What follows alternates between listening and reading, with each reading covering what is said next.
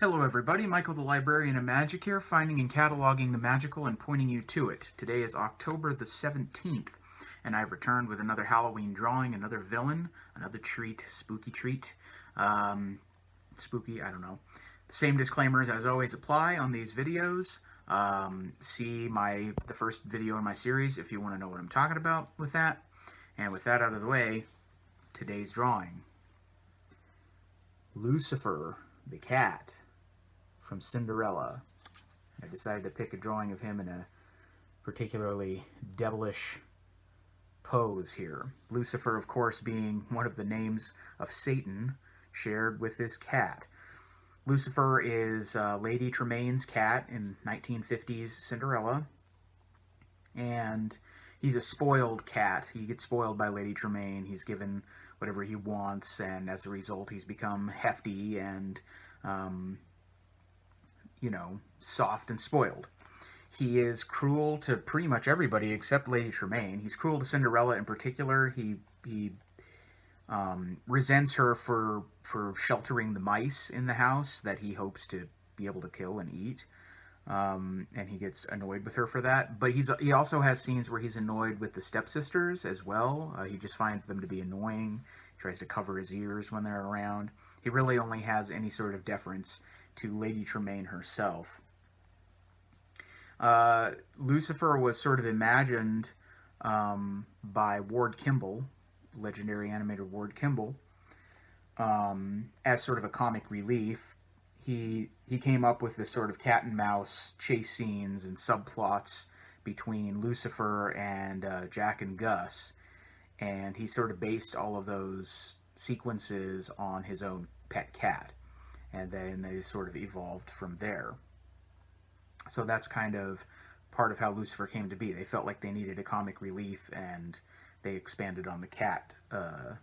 Ward Kimball expanded on the cat character. He is pretty clever and cunning and conniving. At one point, he gets, the dog Bruno in trouble by faking an injury and stuff like that. So he's smart. He knows what he's doing. He's not very foolish.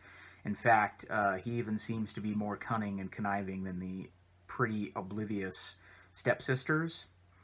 He seems to be more clever than them. And it's probably one of the reasons why Lady Tremaine seems to like the cat more than just about anybody, including her own daughters, because he's useful and smart. But one of his downfalls is that because of his, hefty, spoiled nature, he's also clumsy. And so the mice are able to kind of get over on him sometimes because he's clumsy because of his size.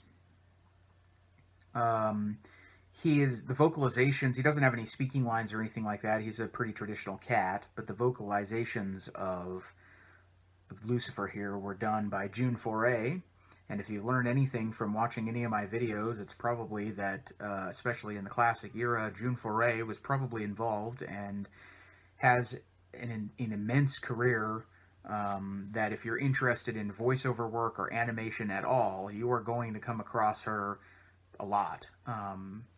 She's just one of those important people, and if you're interested in this sort of stuff the way I am, you do yourself a favor by learning about June Foray. I bring her up in many, many videos.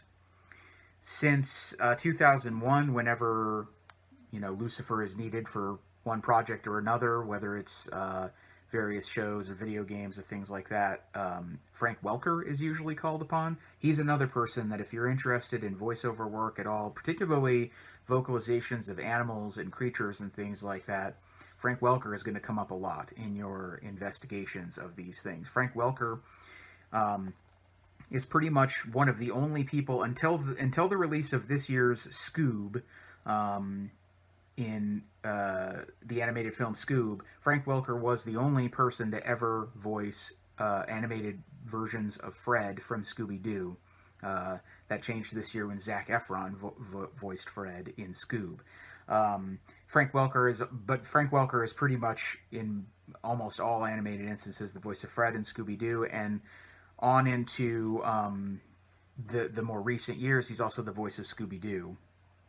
And then he's voiced, if you look up his career, it's hundreds of roles, and a lot of times they're creatures and animals and things like that. But he's has a huge voiceover career. So Frank Welker, you'll come across maybe as often as June Foray.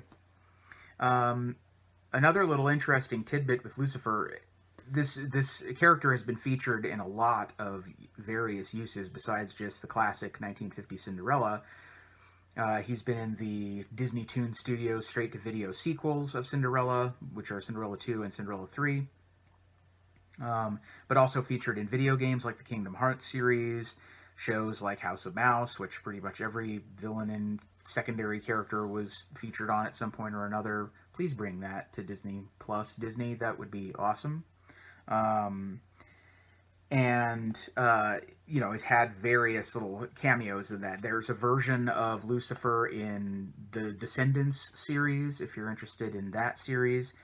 And in the live-action movie, a Cinderella version of Cinderella, there's a version of Lucifer there. But one of the more interesting, I guess you can call it a cameo, it's kind of hard to say, but there is a Disney short film called Ben and Me. It's a 25-minute animated short. It originally appeared in 1953, packaged together with the theatrical release of the nature documentary The Living Desert. But it was an animated short film based on the novel Ben and Me, or the book Ben and Me by Robert Lawson. And the idea of it is basically about the legacy and career of Benjamin Franklin, and that supposedly there was a mouse named Amos who, you know, this is the story of Amos and his contribution to Benjamin Franklin's career. The Amos in that show, or in that short, and the narration of the short being narrated by Amos is voiced by Sterling Holloway, who I brought up in the Caw video. He was the voice of Caw when I talked about that in this series, and he's the narrator of many, many projects.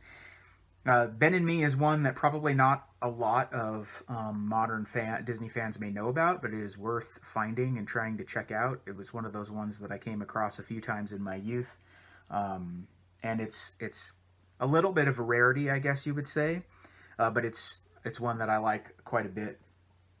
And in that short, there is a scene in which there is a sort of a fat brown cat who looks very, very similar to Lucifer, and that short was made not that long after Cinderella, so it's pretty much the same character model.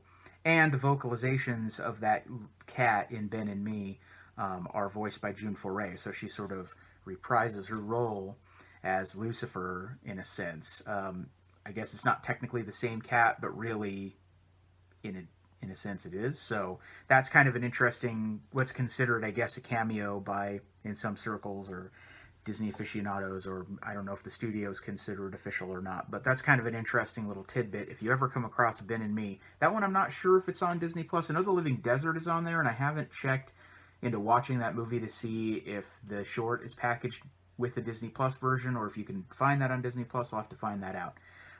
But try to seek it out if you can.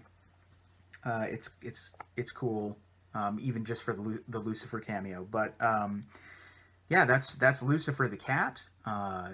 Conniving, evil, scary. I decided to color in the eyes this time just because that's kind of a prominent feature of the character. He's got these yellow, this is called sclerae, and green pupils, or pupa area, whatever, irises, eye parts, whatever.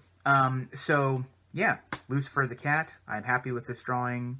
He looks happy to be evil almost. He's really kind of one of the more cunning and ruthless Disney villains or sub-villains. So I hope you enjoyed that. If Lucifer and Cinderella are some of your favorites, it's definitely one of mine. So thanks as always for watching these. I hope it was a nice little bright spot in your day. Maybe you learned something about the character, or Ben and Me, or whatever. I learned things in looking up information for this, so hopefully that was useful and entertaining and interesting to you. Come back tomorrow when I'll have another video, another Halloween treat going on for the rest of the month of October. I hope you're enjoying this series, and wherever you are, I hope you're having a great day, and this is a nice little bright spot in the middle of it. Thanks as always for liking, commenting, and subscribing. Until the next one, take care. Bye-bye.